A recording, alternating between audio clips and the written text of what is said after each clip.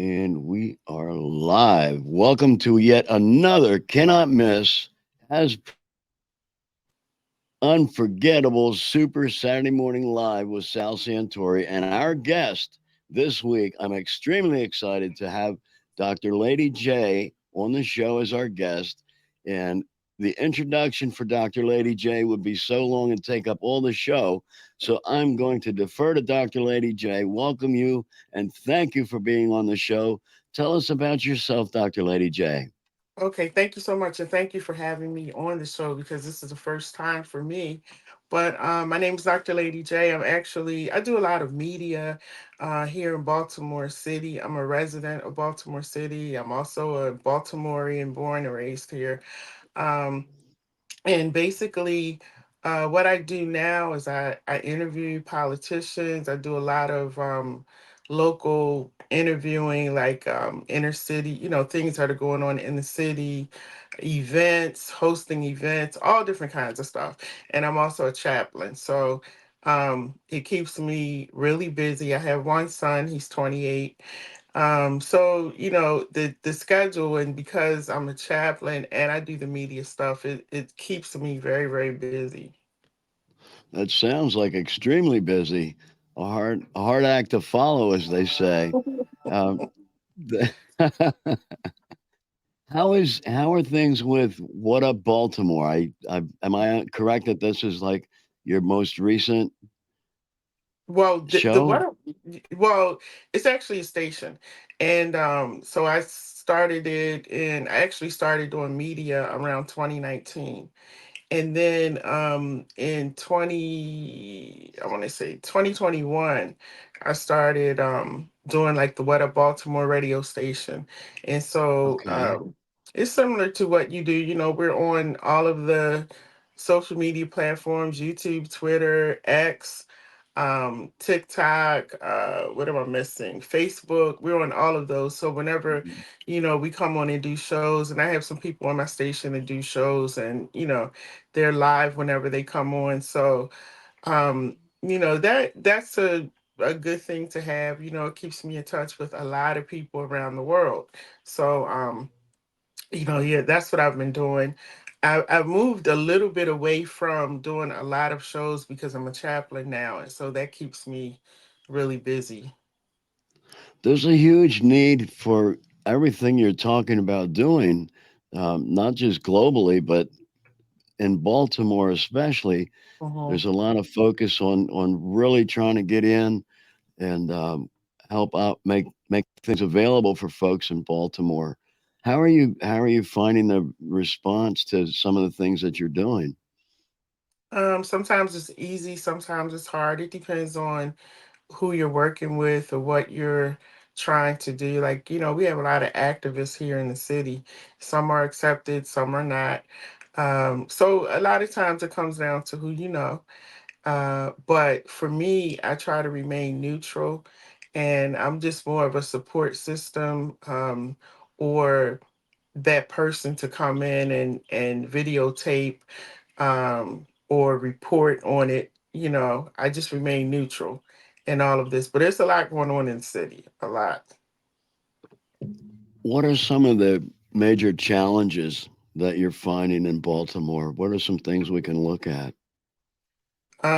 It definitely crime. A lot of our young people.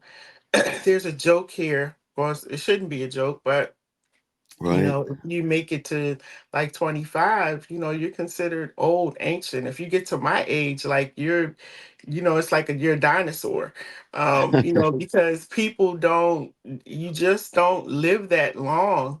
Unfortunately, a lot of our young people are dying early before they even reach 30. So it's it's really sad. So crime is a big thing here. Also poverty. People don't look at Baltimore as being a city that has poverty, but when you go into certain areas of the city, people are struggling. People can't buy food. People don't have food. They can't pay their bills, not because they don't want to, it's because they don't have the means or the resources to do it. So there's a lot of challenges here. I think the mayor is doing a pretty good job at trying to uh, address these things, but it's just been going on so long. It's really not anything that's going to change overnight. But those are some of the challenges, and of course, homelessness. That's a big deal in our city. We got a lot of homeless, not just people, but families that are homeless, that are sleeping on streets. So those are the major issues here. I worked in Baltimore in the early 2000s and did a lot of rehabs on housing Mhm. in Baltimore. And I totally get what you're saying. And unfortunately, I have to agree, it's not a new problem. You Right. know, these are not new issues for Baltimore. And well prior to my even coming down to Baltimore to rehab houses, the city was in a blight situation already Hmm. with Hmm. all the boarded up properties. And I think I did like over 80 houses in 3 years and still didn't even make a dent in Right. the boarded up issue. So, Yeah. like you're saying, I think what gets a lot of positive media attention is the Inner Harbor, Yeah. and all that, where I guess we could say the money is, and then Well, there's not anymore with the harbor okay, because okay, everything pretty much at the harbor is closed. You know, oh, okay, so okay. yeah, It's been a that while since I've been down. the harbor has I've gone down there, and it's really sad to see how it used to be versus how it is now. But it's pretty much closed down. There's only maybe one or two Wow, places that are open. But yeah, it's you don't see the crowd down there. Well, there's nothing to go see really. But right. people still, I mean, people walk around there. I was down there one day. Had to go to a business lunch, and I ran into some people that were vacationing here, and they were really shocked because they came to see the harbor, and they were looking around and they were like, what happened? Like, what's the excitement with everybody coming to the harbor? And so I was explaining to them, like, it really was like popping. There used to be a lot of stuff going on, Yeah, but yeah, now, again, because of the crime, because of my understanding, because of the cost to rent the spaces there, and then again with the crime and them having to rebuild and replenish. The gallery closed down, which was the mall across the street from the harbor. That's no more, so there's really nothing down there anymore. wow. That that really is a huge issue, a huge deal. Yeah. Yeah. Um, 'Cause like I say, when I was working down there, the harbor was it, the harbor, like you're Yeah. saying, it was popping. Is the Mhm. aquarium still going? The aquarium and the science center, they're still there. But people, Okay. like people like myself, people that live in the city, we really don't. I mean, you just don't go there. There's so much crime that you kind of pick and choose. I live in Baltimore City, so you kind of pick and choose where you want to go. Right. It's not my preference to really go to the science center or um, uh, the aquarium. It's just too much crime. I try to stay. I want to live another day, so I try to stay away Right, from right. all of that. One of And people have been uh sometimes in the wrong place, at the wrong time, and it's just not their fault that they're being shot. Sometimes it's just stray bullets, so it's a big mhm. thing in Baltimore. A lot of people are concerned, especially when you live in the city and when you live in certain areas of the city. You're concerned, so you don't venture out into certain places. Right. How does the spiritual side connect with this as a pastor? And I'm asking this because I'm a very spiritual person myself, Mhm. and I can see how this could connect, and I'm hearing a huge need. It's definitely a huge need. I am, if people watch me on social media, they know that I'm always talking about the pastors. Because I feel like our churches can do more. I feel like our churches Mhm. have fallen back, and they're not as visual as they used to be. They used to be able to see the pastors out walking, or they're giving out food, or they're doing something, or you see the parishioners out doing something. I don't know if it's because of the crime. I'm not really understanding what that's all about, but our churches have just become very quiet. And so the church used to be the village, especially in the Black communities, and you don't really see that anymore. So our kids don't respect the churches. They don't really want to go to church. They don't have that respect that we had growing up, for the Right. church. It's not there. And so I feel like the churches are underperforming. Not all churches, like I Mhm. say on my social media pages, but the majority of our churches are underperforming. I have where I live at, there's a church on every corner.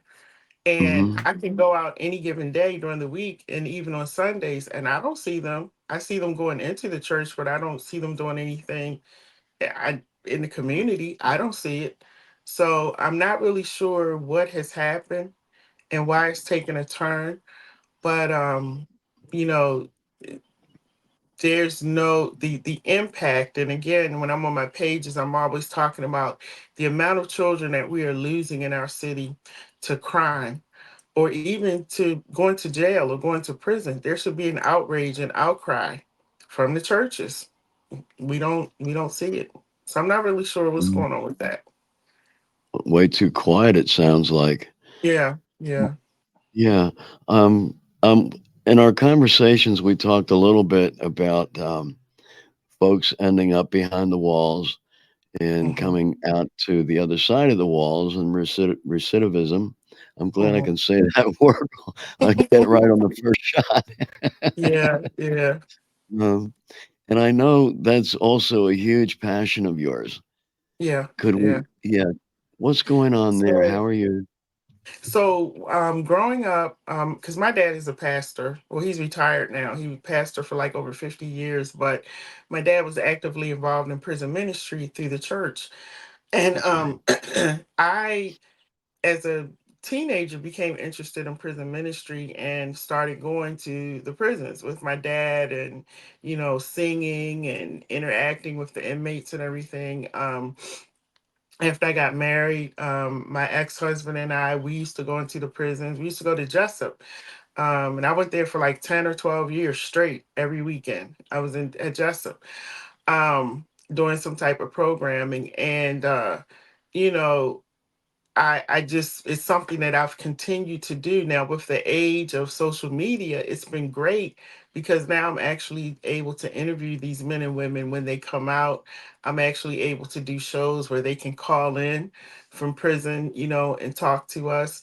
So that part That's of it has great. been great, but it is definitely a passion of mine because I want people to understand that um though they do go in, many of them go in for serious crimes, serious offenses, but a lot of them um, rehabilitate themselves while they're in there. They learn to read, they go to college, they get their high school diplomas, they're teaching, they're working, and they come out and they do well. The ones that we kind of see returning back are the younger ones, like in the 20s. They keep going back. It's a revolving door. But those that are coming out like in their late 30s and up, they don't go back. And there's a whole bunch of them out here doing some great work. So every Monday night at 8 o'clock, I'm actually bringing somebody on so people can see what they're doing. We talk about their story. We talk about why they went in, how it was while they were in there, and then we talk about what they're doing now and what their hopes and plans are for the future. So I want people to see that there are successful people coming Mhm. out and being productive citizens of society. Now, for the benefit of our viewers and listeners that might not be familiar, what is Jessup? Okay, so Jessup is well used to be they used to call it the cut. Now for those who have been incarcerated, they know what the cut is, but that was actually the penitentiary for men. And there were murderers, everybody was there, and they also had a pre-release unit right on the grounds in Jessup where they would go from the penitentiary over to the pre-release unit, and pre-release is just when they're preparing to come home. Now, what's great about now, in our society is that we have what's called transitional housing. They used to call them halfway houses, but we Right. halfway Okay. houses were not really doing what the transitional houses are doing right now. So when they come out of prison, for example, I go to court with a lot of them. I may have to speak Okay. to the judge on their behalf. I go in and out of the facilities talking to them, or I'm talking to them on the phone, or I'm talking to them through the tablets that they have, working with them, and then I'm used as a witness when we go to court sometimes, or sometimes I just go just to be there as a support. Mhm. But the transitional houses are something that they can now come out to, and the transitional houses are a way of helping them to transition back into society. So they're taught how to pay bills. They're given a job. They're given clothes to wear so they can look successful. They're taught how to do resumes, how to interview. They have therapy. They have all different kinds of things going on in these transitional houses, and the judge will give them, they may have to be there for 6 months, 12 months, 18 months. It just depends on what the judge says. But you go into these transitional houses. Of course, you have a curfew when you have to be back in, but they allow you enough time to go to work, get your money, you come back. And so you're slowly learning how to get back into society and be productive. And then there are a lot of programs that are attached to the transitional housings that these men and women can get involved in. So it's a lot better. And I always say to them, when they come out, if you go back in, that's your fault, because there's too much out here. There's too much support now. It's not like it was back in the day, but there's an overwhelming um, number of support systems out here for them when they come out. So a lot of them do very well because of the transitional housing. That sounds incredible. Yeah. How long have the transitional housing situations been available? Uh, it's been a while. It's been a while. I don't know years, exactly in years, but they've been Uh-huh. around for a while. And people, and also, like I said, you got mental health workers working with them. People have learned over the years that in order for these men and women to come out and be productive, we can't, a lot of them. I just interviewed a guy last week. He was in there for a straight 25 years. Things have changed. So you can't just put them out and just say, here, go live your life, because they Right, want to end up right. getting back in trouble. So they've learned Sure. over the years the importance of having these houses, and it's called a wraparound system, having the wraparound system where all of Right, these programs encompass one another. And it's like you're wrapping it around this one person and saying, I got you, you know? And these are the right. things that you Right. need to do to move forward. So, they and it, when I see them, I'm really excited for them, when they come out. And like I said, they're doing very well. These are successful people, college graduates, authors, poets, they're successful, and they've done a lengthy amount of time. And that's why I do the show, because I want people to understand. Like, a lot of people say, oh, you shouldn't even be bothered with them. Just let them stay locked up, throw away the key. But you have to see the success stories, and you have to always understand that there was a backstory and a reason why they went into prison. And so we always discuss that backstory to help people to understand Mhm. that it's not always because they wanted to. The guy I had on Monday night, um, they were living in poverty, and he felt like he had to do what he had to do to help his mom. So it's a lot of things that go on. And it's unfortunate, it's unfortunate, but we got a lot of young boys and girls sitting in prison, in jail right now, because of the same thing. So it's Well, just something that we have to change. well, correct me if I'm wrong, but penitentiary is from penance. The whole idea Mhm. is to do penance and come out changed. Right. And the transitional housing, this is. I mean, it's been around for a while. I'm understanding, but it's totally new to Mhm. me. And I'm Mhm. sure. I'm sure I'm not alone in that. Right. And the show that you're doing is Monday night at 8 o'clock that you Yes. visit with folks. Okay, Yes. so we Mhm. definitely want to let our listeners know and viewers know when and where that they can catch your show. They can go on YouTube. My YouTube channel is What Up Baltimore TV. Don't put an S on it. It's just WHWHAT. What Up Baltimore TV.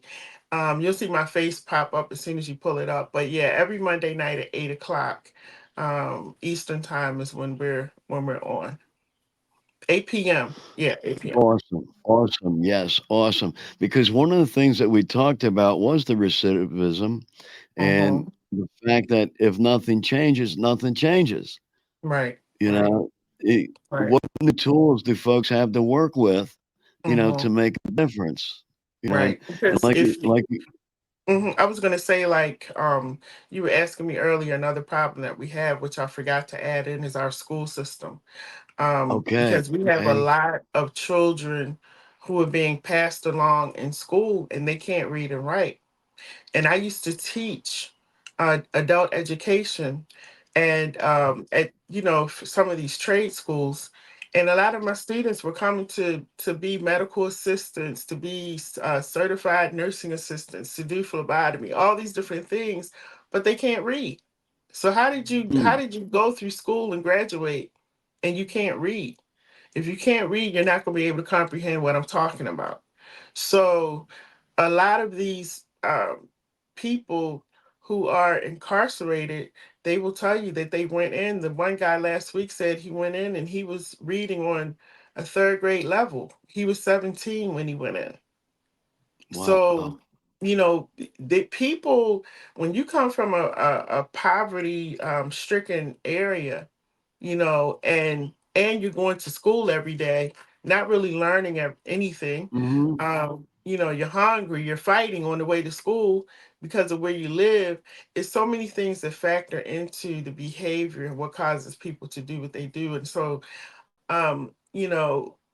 when I look at them being in prison, the other thing is that when they go inside, they're supposed to be rehabilitated, but there's no programs.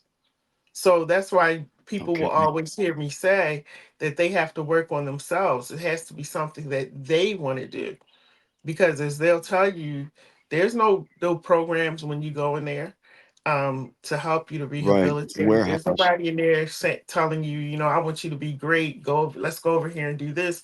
You got to figure that stuff out on your own. Mm. So that's why the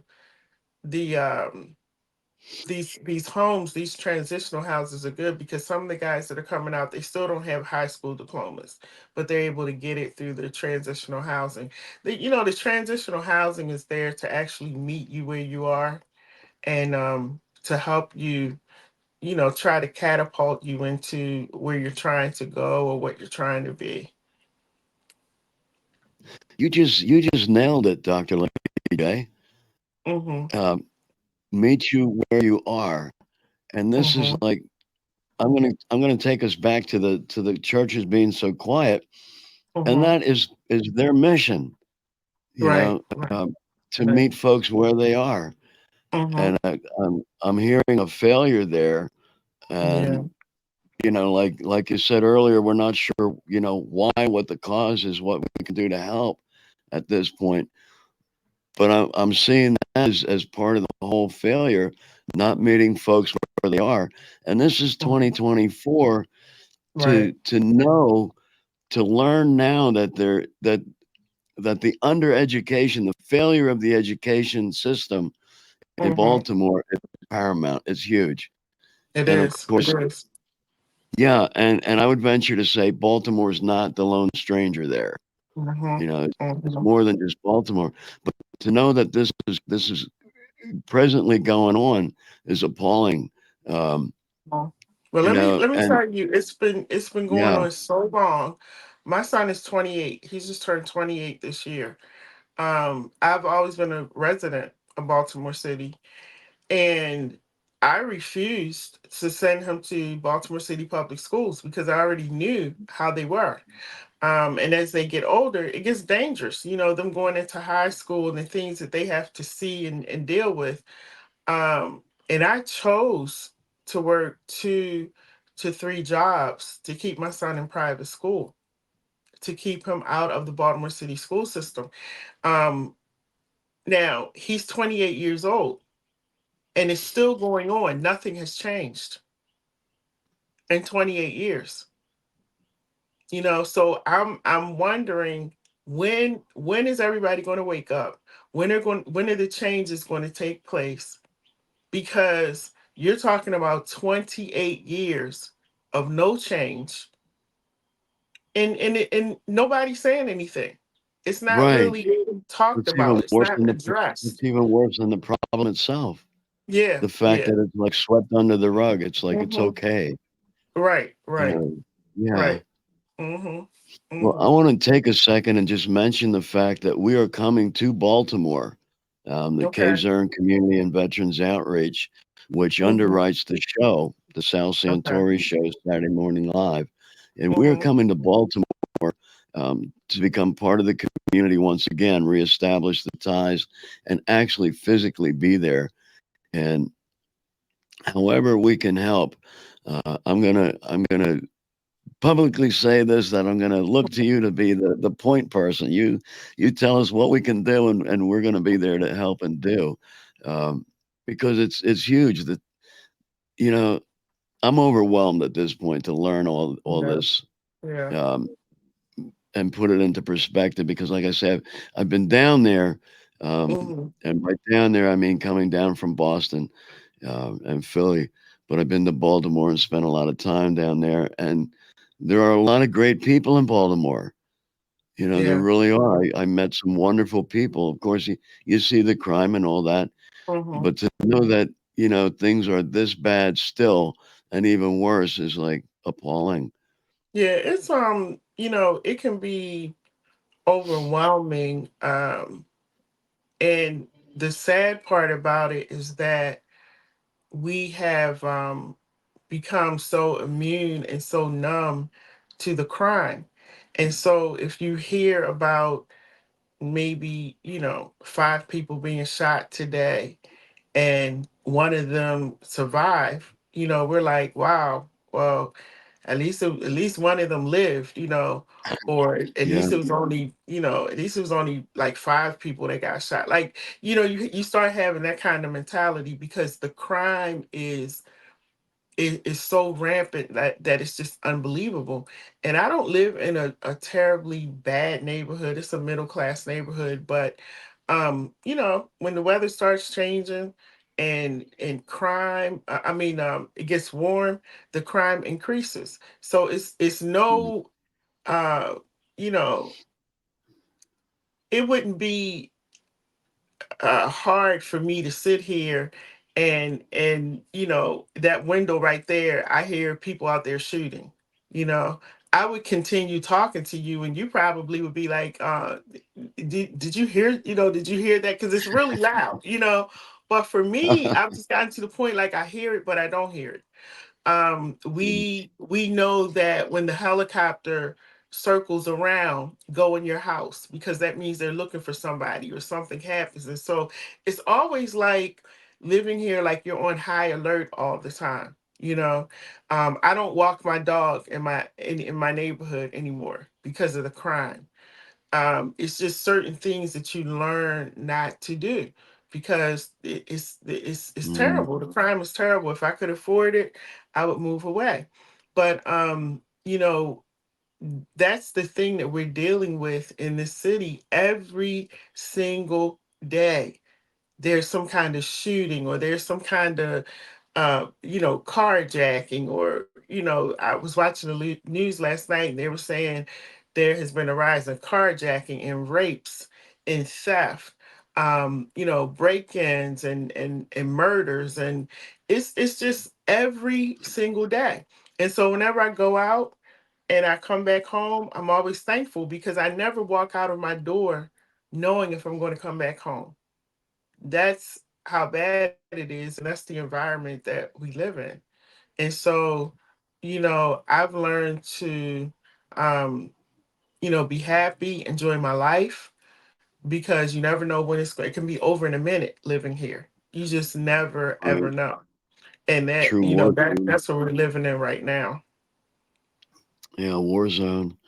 Yeah. Um, for veterans, that's all too familiar. Um, Mhm. I'm going to bring in to the conversation the cultural center Mhm. that's in downtown, and what the tie-in here is, I hear a lot of anesthetized folks, and it really comes down to what I believe is the social media, the addiction to the screen. You know, Mhm. the Mhm. addiction to the screen, and Mhm. it's taken everyone out of personal physical Yeah. interactions. Yeah. And Mhm. when you see somebody on the screen get shot and fall down, well, it's on the screen. There's no Mhm. connection. So of course that leads to the anticipation. Well, they got up and walked away. They'll be back tomorrow. Mhm. Um, Mhm. it's a terrible, terrible scourge, in my opinion. And the connection I'm making with the cultural center is it's a place to start bringing physical contact back, a draw Mhm. to bring folks into to interact with each other. There's a Mhm. social anxiety that never was before. People don't know how to talk to each other. Yeah. Yeah. You know, Yeah. After you got COVID. Yeah. yeah, yeah, you got in Florida, and she said, I visited with my relatives, and there were three kids, like the same age group, 11, 12, 13, and they're sitting on a sofa side by side texting each other. They don't even Mhm. know how to look at each other and talk, and Right. it's, Right. Yeah. yeah. So I'm kind of, Different I'm, time. yeah, yeah. So I'm kind of thinking about the cultural center, and we're looking into being able to work with Mr. Johnson and the folks down there to really become part of the community, as I said. Mhm. Mhm. But I'm thinking that may be a great draw to bring people physically there, Mhm. to say, hey, how about playing some ball? How about doing some art? How about, watching a play? How about whatever, Mhm. Mhm. not Mhm. involving a screen? Yeah, that would be great. And I've done a lot of things at the Cultural Arts Center. It's really a beautiful building, and it's unfortunate because it's just sitting there. That street, actually, where the Cultural Arts Center is at, it's going through like a renovation, because a lot of the buildings there have closed because of the cost to rent them or buy them. That's like prime real estate down there. But the Okay. Cultural Arts Center is there. There's a beautiful bookstore, and there's a couple's tea shop, which is just beautiful inside. Then there's a smoothie shop there, and like it's on the street, and sometimes I go there and I'm like, it's sad because a lot of people don't even know that it's here. But the Okay. Cultural Arts Center Okay. is really a beautiful building. When you go inside, so much room, so much space to do anything you want in there. And it's a really great space. It's just that um I think, it may take people that don't live here to come and do some things at the Cultural Arts Center and other places as well. Um, Yeah. Yeah. I think people have pulled away from coming here a lot, businesses, because of the crime. And unfortunately, that's a trend that only makes things worse, Yeah, yeah, and I have a feeling it causes a lot of um, resignation on the folks that live in Baltimore, a lot of, like, you know, hopelessness, I guess I would say. yeah. Is that Well, I have a lot of friends that do events. I'm picky about where I go. I'm not going to go to everything that's going on, but if I know you and I understand that you understand what the crime is like, and you're going to have security and everything there, I'll be there. But these little pop up events and stuff, I don't really go to those. But um, There are people who are who in the city who are trying. Like we have a comedy show coming up at the Cultural Arts Okay. Center, and that's for um, Black fathers who are trying to help the young boys in in the neighborhood. So they're going to do a comedy show and use all of the proceeds to help help young men. So there are people in the city who are stepping up, trying to get things done. But I will tell you that it is like pulling teeth Mm, because a yeah. lot of people have just lost faith, or they don't have the money, or they're just afraid, and they don't feel comfortable being out like that. If you're talking about a show from maybe 8 to 10, people don't feel comfortable, especially Right. as it gets Right. warmer. So it just depends. You know, I think it's going to take, we use that term, the village, but it's going to take a lot of people to try to revitalize the city and get it back to where it used to be, and I think we as residents are going to have to get more involved. I mean, even me personally, I've pulled back a lot from, I used to be out there all the time, on the streets and just doing all kinds of stuff. And I've pulled back a lot, because it's just not safe. Um, Right. and so I think that's how a lot of us feel. How can folks reach out to you, Dr. Lady J, for They information can, or to get involved? yeah, they can, let's see, how can you reach me? You can go to, well, you can email me. My email address is ladyj WUB, which is for What Up Baltimore, at gmail.com. So ladyjwub at gmail.com. That's probably the best way to reach me. Or you can go to any of my social media pages. On Instagram, it's Lady J Media. On TikTok, is Chaplain Chaplain Doctor Lady J on Instagram. You'll see my picture pop up on all of these. YouTube, What Up Baltimore TV. Facebook is Charlene. My real government name is Charlene. Okay, I don't think anybody knows my name, because everybody calls me the Lady J or Doctor Lady J, or they call me Chaplain. But my real name is Charlene Doctor Lady J Jenkins. Is what you'll see on Facebook. So yeah, those are the ways that people can reach out to me, send me a message, and I'll definitely get back to you. What are some of the needs that you could use help with for folks calling Um, or reaching out? Definitely the need that I have now, and it's like I said on my one show, which is the show I do on Monday nights with the people who are coming home. Uh, that's the one show I'll put up like my Cash App, or I'll ask for donations, because I get a lot of calls from families needing help. Uh, you know, when you talk to these men and women on the tablets, that's not free. I have to pay for that. And so, I use a lot of my resources to do those things. Sometimes they come home, they want to take their mom somewhere, or they want to do things. So if I can donate some money to do that, or get them some tickets to do that, I will. So that's the only thing, the only show that I'll ask people to please donate. And amazingly, Sal, people donate, because they see the people on the screen. And many of Mm, them have watched me long enough to hear these people calling from prison. And now all of a okay. sudden you see Okay. them on the There they screen.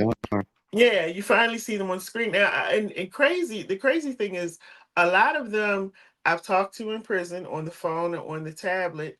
We talk on the screen, and I still have not seen them in person yet. They're home, but I haven't seen them yet in person, because some of them Right. go to PG County, they go to DC, but we still keep in touch. So that's the one time that I will ask for donations. So if anybody wants to donate that way, we have a lot of women who have husbands who are incarcerated, and they have to give them money, while they're inside, and then they Right. still have to pay their bills and take care of children. So If people want to donate to that, they can Cash App me, which is dollar sign. I'll give you that. It's dollar sign Lady J FLAVA. I don't know where that came from, but it's dollar sign Lady J Flavor. So you Oh, can Cash App or you can do Zelle, which is 443-297-4753. So, that's the only time I really ask for support, or, if I'm working with somebody and we're fundraising it, but definitely need help in that area. great, great. Folks can also always contact me here at the show. Um, to be able to reach out to Dr. Lady J. And you can reach me at email sal at wmrcstudios.com. Again, that's sal at wmrcstudios.com. And I always put my phone number out there, and I always add a tagline. I know how to say no. So feel free to I like call. that. Yeah. Yeah, I like that. Thank you. And that number's it's across the bottom of the screen, but it's 717-743-8769, and call anytime for any need. Um, Whatever we can help with, if I can find a solution, I'll be glad to. Dr. Lady J, it has indeed been a beautiful time spending with you just now. I've learned a lot, uh, opened my eyes very much, and Mhm. I'm sure our viewers and listeners are receiving the same type of reception to the show here. Mhm. So Mhm. I really can't thank you enough for what you're doing, um, and coming on the show. Taking the time to come on the show is beautiful, and Yeah. I can't wait to have you back on. So Yep. thank Just you let me very much. know. Okay, and for our viewers and listeners, as always, remember, please find someone to help.